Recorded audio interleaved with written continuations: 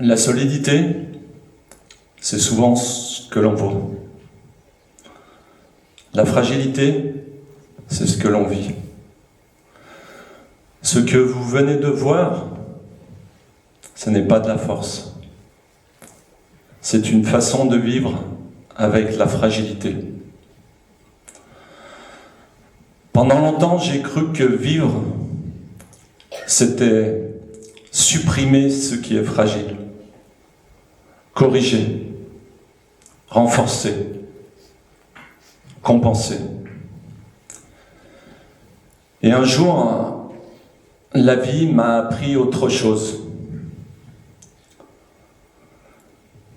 Quand j'ai appris que j'avais une lésion cérébrale avec une épilepsie associée, on m'a surtout expliqué tout ce que je ne pourrais plus faire. Ne plus piloter. Ne plus vivre comme avant. Pas forcément avec des mauvaises intentions, mais avec cette idée implicite. Attention, maintenant, il va falloir faire moins. Ma carrière, terminée. Mon identité professionnelle, anéantie. Et soudain, mon avenir devenait incertain. Très vite, le monde est devenu trop intense. La lumière, le bruit, la foule. Je ne savais jamais quand la prochaine crise allait arriver, ni où, ni comment. Ce n'était pas seulement mon corps qui était devenu fragile, c'était ma relation au monde tout entière.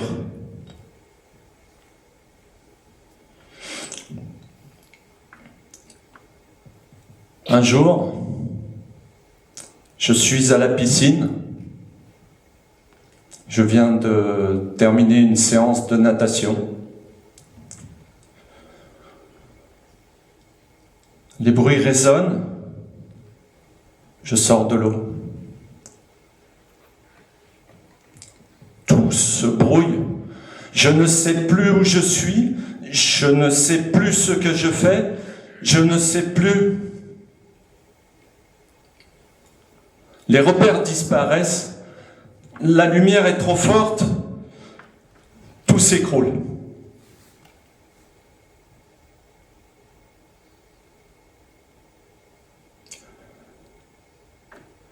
C'est là que tout aurait pu s'arrêter, mais c'est aussi là que tout a recommencé.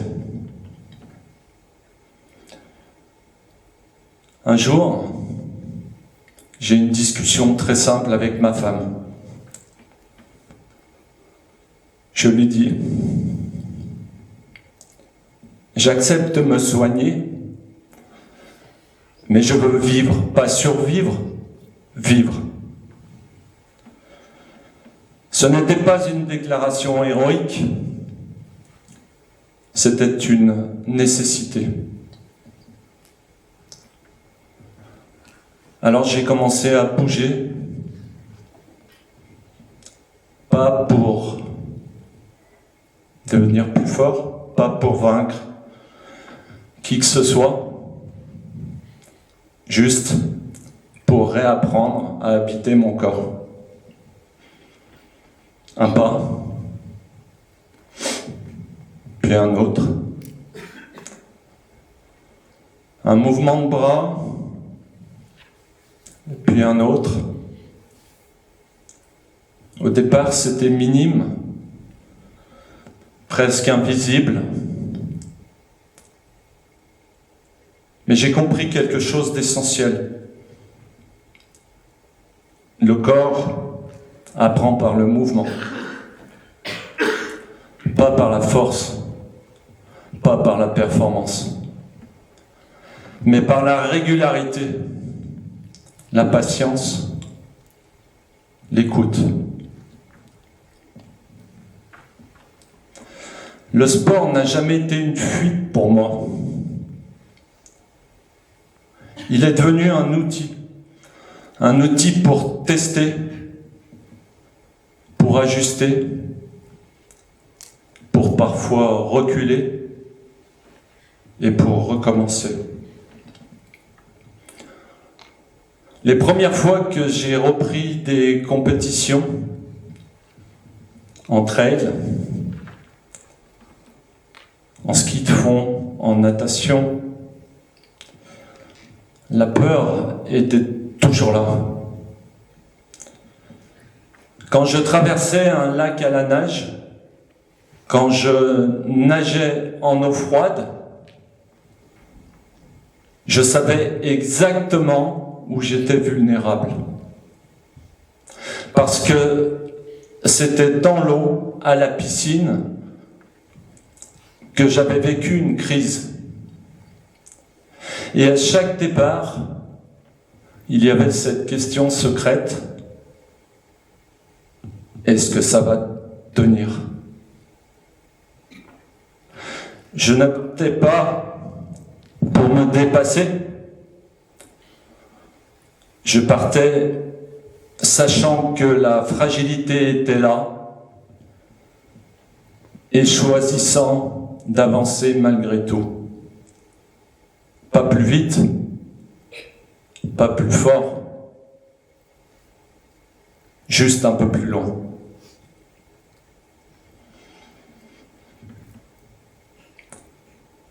Avec le temps, j'ai compris une chose fondamentale.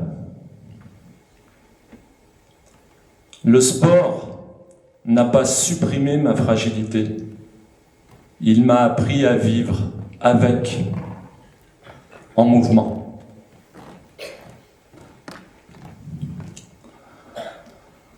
Aujourd'hui, il y a un lac, l'été, et l'hiver aussi. L'hiver, je nage en eau froide, et contrairement à ce que l'on pourrait croire, on ne lutte pas contre le froid. Parce que le froid gagne toujours.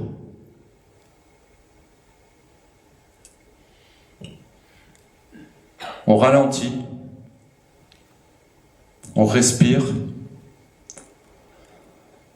on accepte. Et on développe autre chose que de la force. On développe du courage, du lâcher-prise, de l'attention. Et on apprend que face à quelque chose qui nous semble insurmontable, il n'est pas toujours question de vaincre, mais parfois de faire différemment.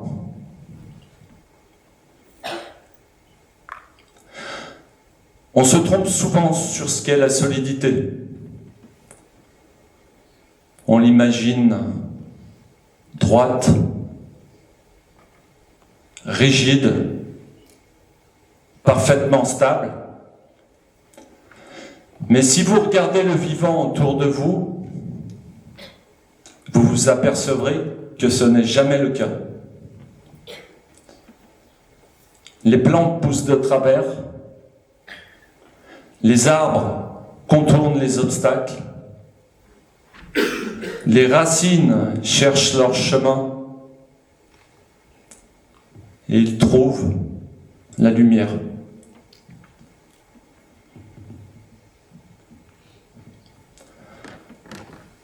La fragilité n'est pas un défaut du vivant, c'est une de ses conditions. Finalement, ce qui nous maintient en vie, ce n'est pas la solidité.